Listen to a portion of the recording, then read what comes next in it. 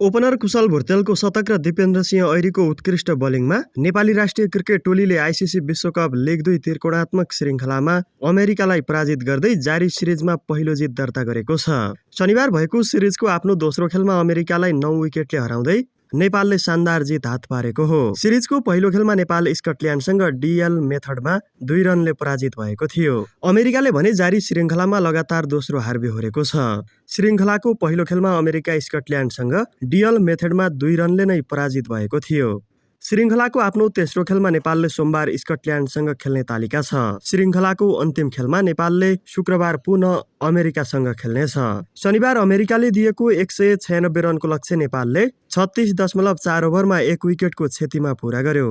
America विरुद्ध पहिलो विकेटका लागि ओपनर कुशल भुर्तेल र आसिफ शेखले 145 रनको साझेदारी गरेपछि नेपालले सहज जित निकालेको हो। ओडिआईमा पहिलो विकेटका लागि भएको यो दोस्रो ठूलो साझेदारी हो। नेपालको ओडिआईमा समग्रमा यो चौथो ठूलो साझेदारी हो। कुशलले 120 रनको अभिजित पारी खेले। उनले 118 बलमा 13 चौका र 6 छक्का प्रहार गरे। ओडिआईमा कुशलको यो सर्वाधिक स्कोर हो। यसअघि उनले नामिबिया विरुद्ध 115 रन बनाएका थिए। कुशलले 104 बलमा 12 चौका र 3 छक्काको सहयोगमा शतक पुरा गरे। ओडिआईमा उनको यो दोस्रो शतक हो।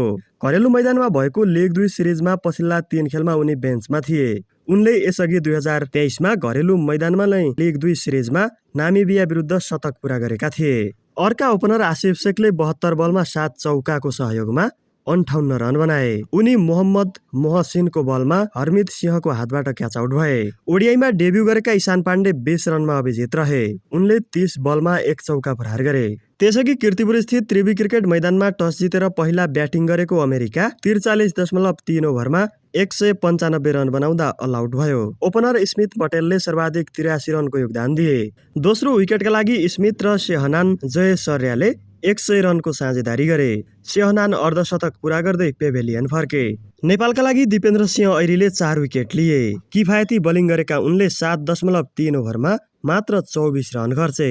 सोमपाल कामीले 2 विकेट झारे। उनले 7 ओभरमा 1 मेडन राख्दै 35 रन खर्चे। त्यसैगरी सन्दीप लामिछाने र गुलसन झाले समान 1-1 विकेट लिए।